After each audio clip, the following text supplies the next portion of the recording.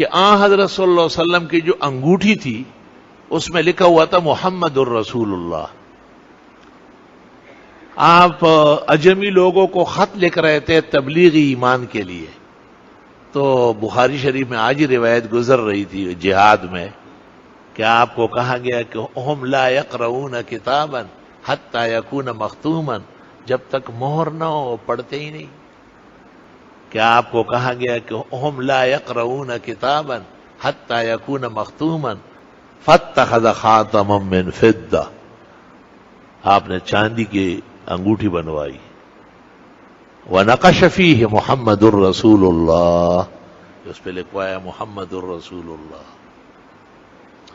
اب چونکہ اس پر محمد الرسول اللہ قرآن کی آیت ہے، وہ دائیں ہاتھ میں، اور مہر بھی لگانی ہے، یوں دائیں ہاتھ سے لگانی، مہر تو کام ہے.